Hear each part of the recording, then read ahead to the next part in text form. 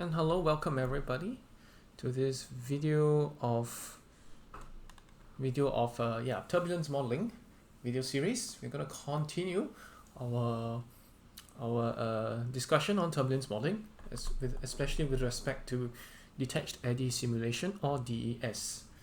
Now, here are some of the references I'd like to introduce to you. First, it's by Spalart and Allmaras. It's a Spalart Allmaras DES model. This is one of the first DES models that came out, and you can simply search this on the web. Comments on the feasibility of LES for wings and on a hybrid RANS LES approach. Just click the ResearchGate link. You should be able to download the full text PDF without any troubles. So this is actually free. It's available online. You can go and search it up. Okay, and yeah. So I have the ResearchGate PDF open here, so you can actually take a look. Some of the interesting, the story behind LES and DES. Okay, so it's mainly used for, again, aeroplane wings, because Spalart Allmaras models are usually used for aerospace application. So yeah, another video I'd like you to consider watching is the Spalart Allmaras model by Fluid Mechanics 101, Dr. Aiden again. So I've taken a lot of inspiration from him. Link in the description. Do go and watch, it's pretty good stuff. Yeah, this is the ResearchGate PDF link, and one more good reference is by this IIHR, University of Iowa, I think, and it talks about LES models. In that particular PDF, there is a section talking about DES as well. So what does the DES formulation look like? Well, let's recall the Spalart Allmaras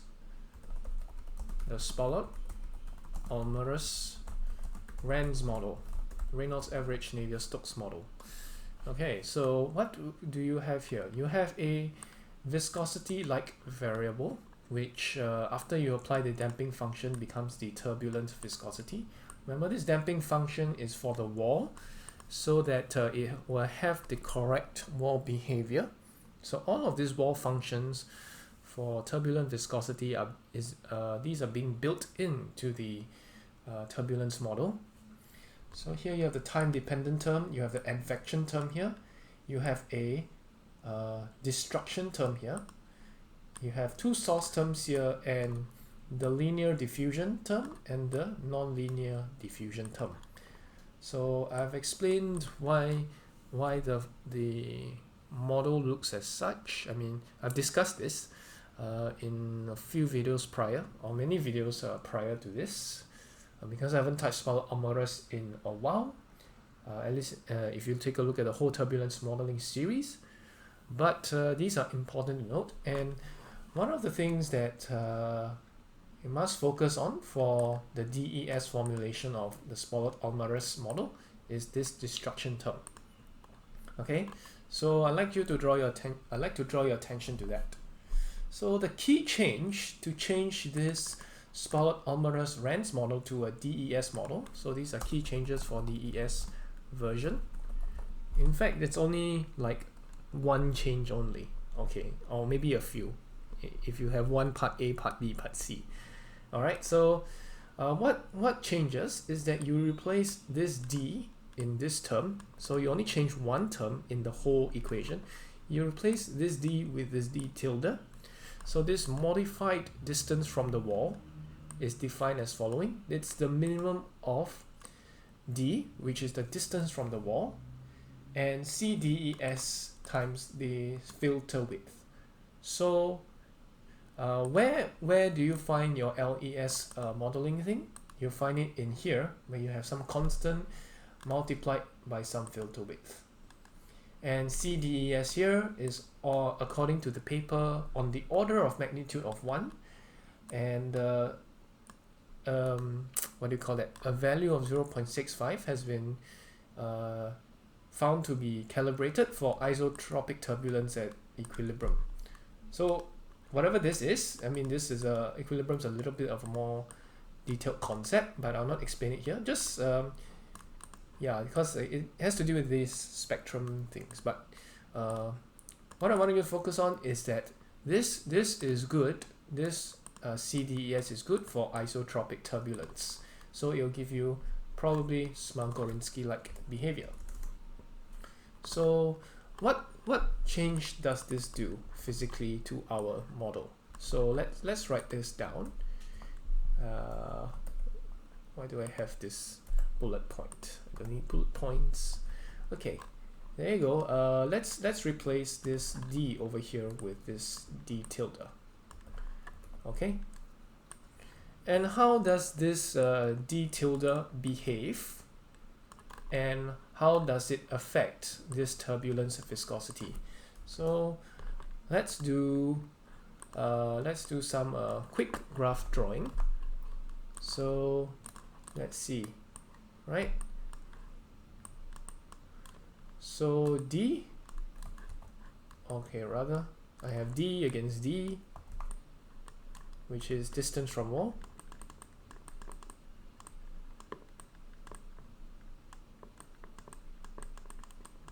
Okay, then I'll plot D tilde here. In the first one, of course, we can just plot D equals to D tilde, or D tilde equals to D. It will just give you this very nice straight line. Okay. Now what about the little what do you call that? The little modification we made. So we have D tilde equals to min of D and CDES times the filter width. Okay, so let's take a look at that. So if you have CDES times your filter width, okay, so the filter width is again usually something to the effect of volume to the third volume, the cube root of the volume. Okay, that's usually what we have in most CFD codes. Let's say you have an arbitrary value here. Okay,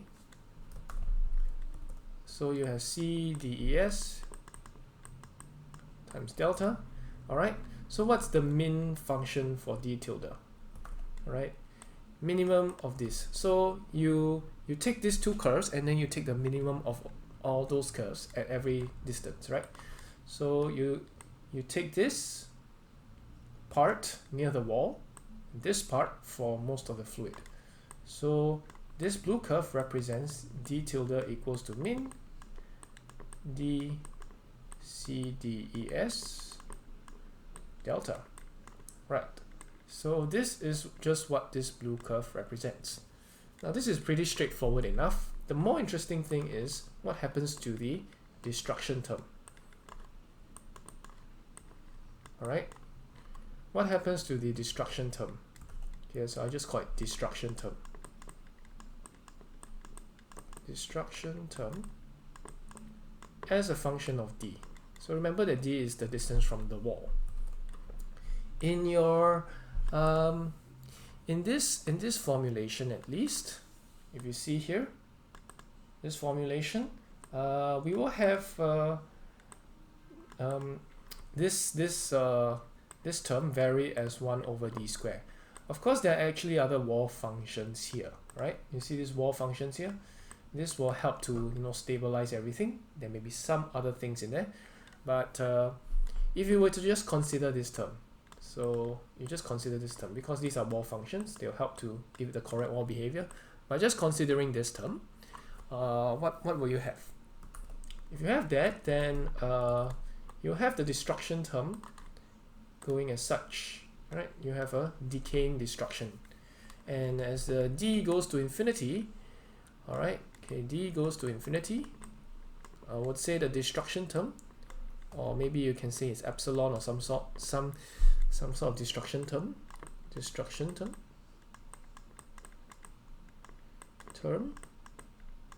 okay, it goes to 0. Why does it go to 0? Because when your denominator gets so big, then you will have that effect automatically. Now what does this CDES do? Well, see this thing over here, it prevents D from growing infinitely as you get out of the wall. So what happens is that, okay, maybe at some distance here there will be a, okay, very far away from the wall you will have this behavior, right? Okay, far from the wall you will have this behavior. What is this saying? Okay, so this term in the bottom doesn't go to 0 anymore. It just goes to some limited amount which you artificially stop.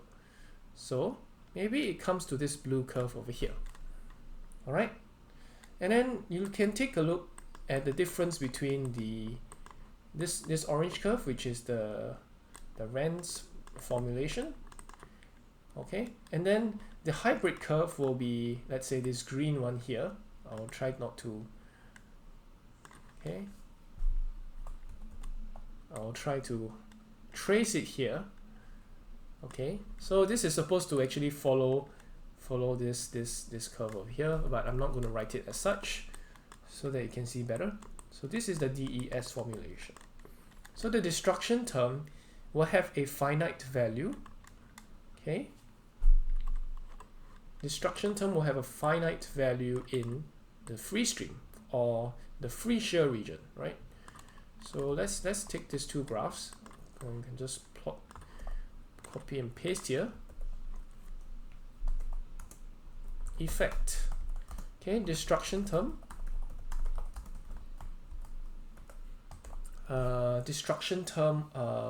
What happens to it?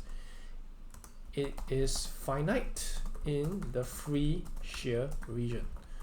Thus, nu T will decrease in free shear. Alright, will decrease in the free shear region. So remember, okay, let's say you have your Rand's model. So it will usually have this sort of velocity profile, right? If you have some fluid flow here, so some U average here, you have a velocity profile here in the center like so. Why? Because you have artificially increased the turbulence in the, or the viscosity in the center by increasing the turbulence viscosity.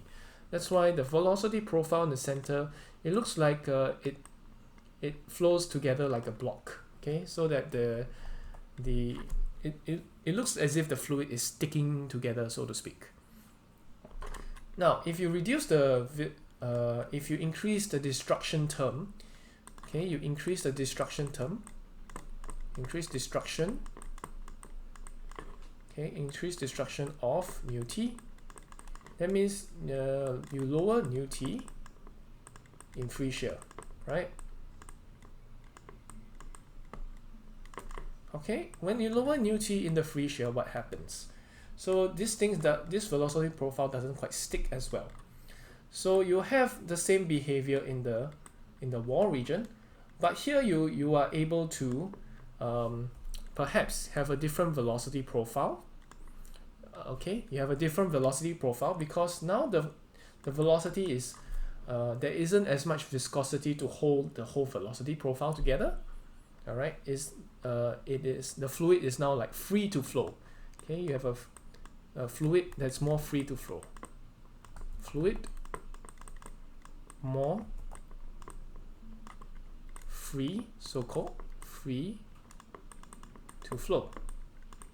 So when you have a fluid that's more free to flow, you can quickly you support eddy formation, right? You can support eddy formation. You support eddy formation and it will give you LES behavior, right? So is the LES model like Smagorinsky or KEquation or dynamic? I would say it's somewhere, I mean, experimentally speaking, depending on how you calibrate the constants, it can act like a Smagorinsky model in there. Or if you take a look at the, I mean, there is a transport model for some quantity here. In this case, the viscosity like variable, the Spalart Allmaras variable, nu tilde. If that is what is being transported around, it may be acting a little bit like the KEquation more than the Smagorinsky, because you have a transport model for the turbulence viscosity dependent variable. So yeah, I'd say in this DES model, you don't have an LES part that is going to match directly to Smagorinsky, dynamic KEquation, or even the dynamic Smagorinsky model, or the whale model for that matter. It will be its own localized version of a LES, because you just increase the destruction of the turbulence viscosity in the free shear region. Okay, so this is how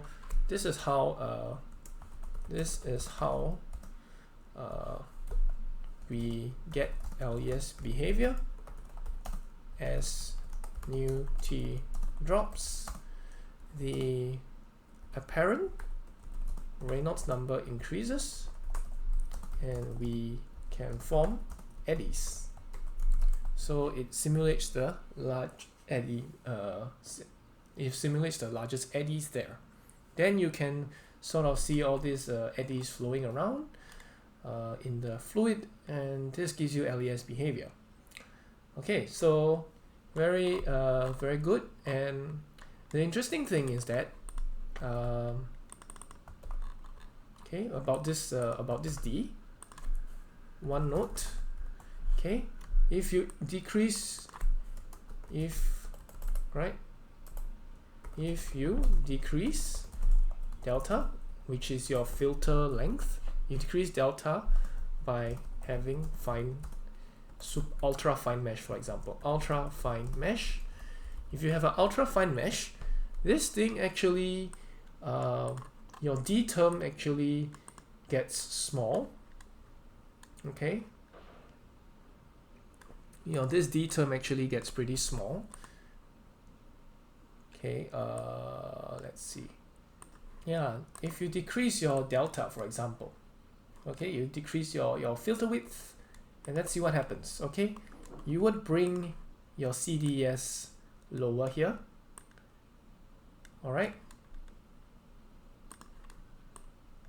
Okay, for example, all right. So here in this region, you have the Reynolds average Navier-Stokes. But when D starts to take this value, you have LES behavior. Okay, if you decrease this, you would have a bigger portion of the fluid actually behaving like LES. If you decrease it all the way to 0, you decrease this to ultra small quantities, and most of your simulation will behave like LES. Okay, more of the simulation behaves like LES.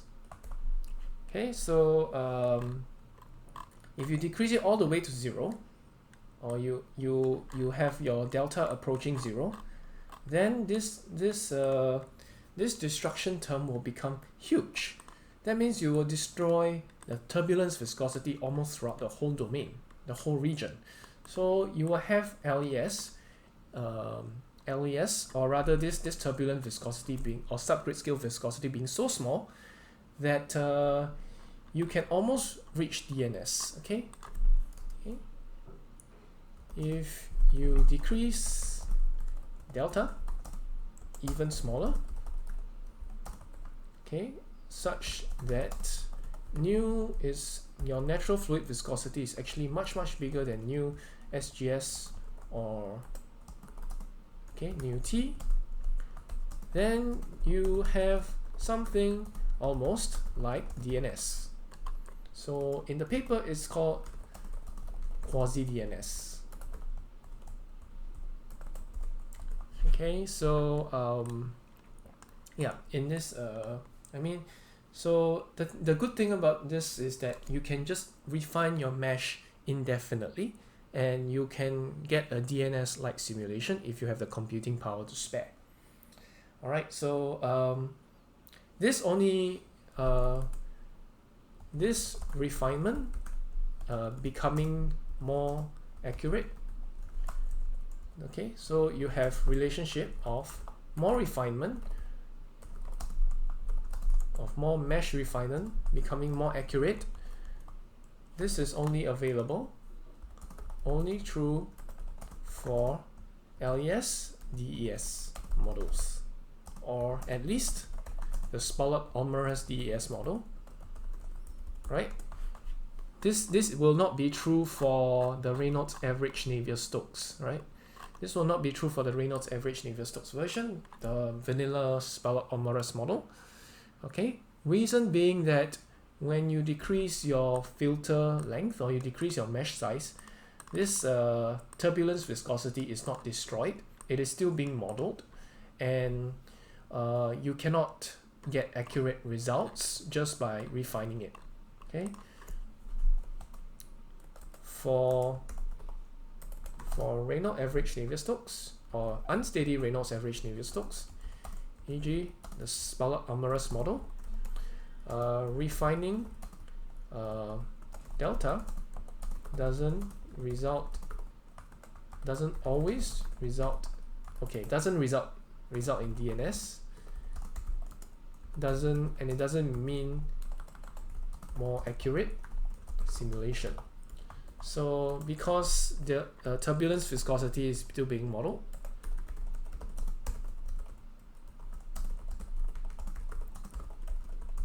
okay, turbulence viscosity is still being modeled rather than destroyed. Okay, so your accuracy in this case is only as good as your turbulence model. Okay, so this is one key difference between this is the key difference between unsteady Reynolds average Navier-Stokes and LES DES. Okay, this is one of the key differences. So yeah, okay, this is yeah. If you are curious about what's the difference between unsteady Reynolds average Navier-Stokes and DES, then yeah, this is a key difference. So that's all for DES actually. At least the Spalart Allmaras model for DES, it will just consist of this formulation. At least the first iteration of it. There are actually tweaks that came along the way, but I won't. This is basically the idea behind DES modeling. So thanks for watching. I'll see you guys again. We'll discuss where we can look at some other models as well. Okay, so thanks for watching. I'll see you guys again. Bye bye.